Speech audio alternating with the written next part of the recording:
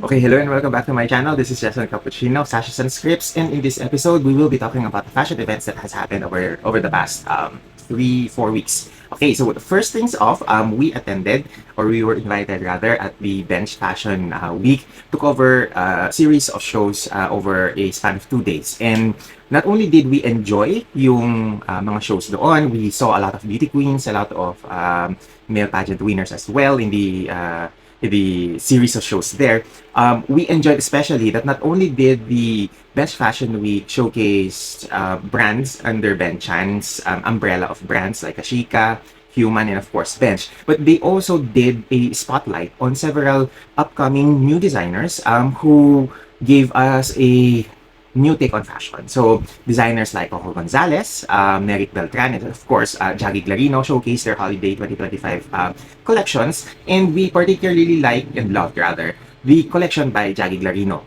The collection, which is entitled Inno, which is a play on the word ignorante, where most city folk would criticize mga people na galing probinsya going here in the metro, calling them or ignorante when it comes to their first foray into life here in the city. And what I particularly love about the collection that Jaggy did for the Ben's Fashion Week is the fact that it opens up the discourse and the discussion on survival in the city. And I think it also plays with the current political and social environment regarding corruption, regarding political upheaval in terms of the youth being more involved when it comes to the issue of corruption in the infrastructures that the government should be giving the people. Okay, I particularly did a special video on the Jaggy Glarino show. I hope that you take a glance on it on our channel,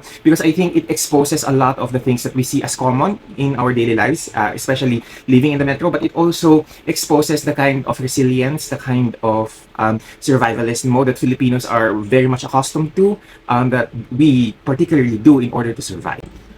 Several fans on Facebook called it Pulubi Couture, but for me, it is a very visual representation of the struggles that a lot of provincianos, when they come to here to Manila, are exposed to, that not all of us are privileged enough not to experience. I think that this collection really underscores the very Filipino aesthetic, that we can do Filipiniana without being too literal with the perno sleeves, with the kimona or the balintawak na aesthetics. And I think what Jaggy exposed in this collection is the fact that you can do streetwear, Filipino streetwear designs that is still rooted in culture, that is rooted in tradition. Several days after the Ben's Fashion Week, we also attended the Vogue Threads, the event that was hosted at the RCBC Plaza. Now, the Vogue Threads is usually an industry, event where players in the industry would give talks, would give masterclasses into a series of several days. Before, it was, I think, around 3 days or 3 to 4 days. Now they expanded it into 7 days of a lot of talks. And napansin ko that this year, maraming mga dumalo, pero most of them are students, fashion design students who are trying to get a feel of what the fashion industry is, what is the things that they need to prepare themselves of when it comes to entering the industry. And I particularly like the fact that this year, they hosted it in a more intimate event with the RCBC Plaza's third floor. I think there was a third floor corridor there where they hosted not only the talks but the exhibit. Now, the raw concrete that was used for the exhibit was very much apt. However, I just didn't like the lack of ventilation and air conditioning for the talks, kasi may mga instances na kapag mainit, nakikita mo nagpapaypa yung mga tao, nagdadala ng mga fans. However, it underscores as well the very polished na mga photographs that was on display. So I think the aesthetic was pretty much perfect for the photograph exhibit. Now, when it comes to the talks, I was particularly very much invested with the talks nina Sotto, nina Rajo, Laurel, and of course, Jaggy Glarino together with Noel Manapat of the Suyen Company, or Suyen Corporation, which is the one that holds Bench. So, during the talk ni Sotto, I was very glad because the first time that I was able to hear him speak was when I was a student way back in I think it was around 2000. So, full circle moment because dati estudyante ako, ngayon I was a teacher and an educator, a fashion educator. Hearing him speak, and I think he stressed much on the need to have your own visual language when it comes to being a creative nowadays, because you cannot be a copycat or a derivative of someone else's aesthetic. And I think that is very important, not only in the creation of designs ng clothes, but also in your personal branding, especially if you are an influencer, you are a creative industry, whether you're a makeup artist, a hairstylist, you always need to have your own point of view or a reference frame of mind when it comes to creativity. Now, when it comes naman to Rajo Laurel, I particularly love yung kanyang stress on the finding the balance between commerce and artistry.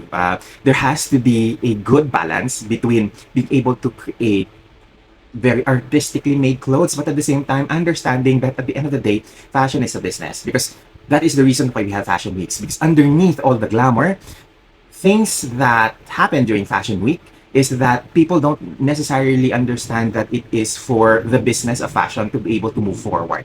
Noel Manapat, who is a consultant in bench under the Suyen Corporation, is stressed on AI and fashion. And I think what particularly stuck with me was when he told us that AI should be able to help creatives scale up their brand or scale up their business. And I think that is a very important thing to note, because when it comes to fashion, AI should be used as a tool, not a crouch to lean on. And like any tool, you need to be able to master it in order for you to be able to conquer it. Because if you don't, then AI becomes your master.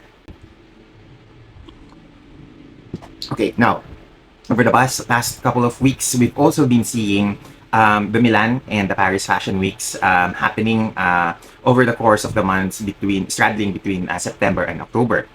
And isa sa mga napansin ng mga fashion aficionados ng mga Filipino, which I also, echo, is that there is a little bit of a humdrum feel or vibes to this year's or this season's fashion weeks. And a lot of us are, saying na it is humdrum because without the presence of Evangelista making really entertaining and very creative na mga fashion content, nagkaroon tayo ng downside or nagkaroon ng downward spiral ng energies when it comes to the fashion week. And this shouldn't be the case, because in this season, for the spring-summer 2026 season, this is remarkably the season where we have a lot of debuts in terms of different brands. We have Dario Vitale in Versace. We have Louis Trotter in Bottega Veneta. We have, of course, J.W. Anderson debuting his first women's wear collection for Dior.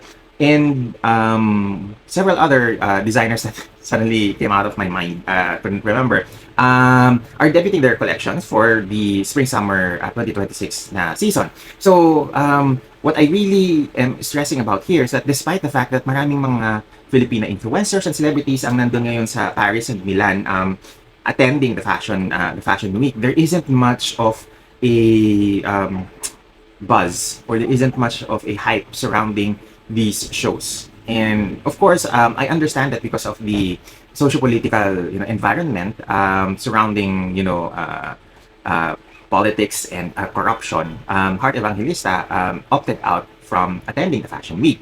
And it brought us to this very humdrum season where Filipino fans are not really excited with what's happening in the Paris and Milan na mga shows. Much to the credit of SSI Life, the SSI, the company understands. Anne Curtis, Michelle D, Kylie Versosa, even Sara Labati were there in the fashion weeks, and they couldn't generate the kind of hype that Heart usually brings into the fashion week. And it's kind of sad because ngayon at maraming mga Filipina influencers sa fashion week, hindi kayang i-push ng mga Filipino fans yung presence nila, and they need that in order to score high on the ENVMIV scale. Because if they have that, they can even leverage that later on sa mga additional ng mga invitations. Because right now, several mga influencers would post fashion content that is delayed or late uploads of mga shows. Like for example, I remember,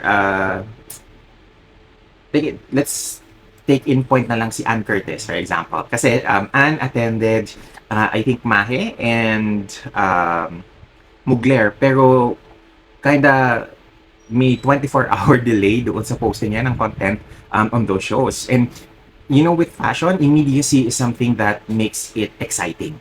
And that is, the beauty that, or rather that is the kind of uploads na nagagawa ni Heart na within the same day, just hours within the same day, nakakapag-upload siya ng mga reels, ng mga content on those shows. Not only that, is that siksik-liglig din yung kanyang IG stories when it comes to what she saw or what she experienced during the fashion shows.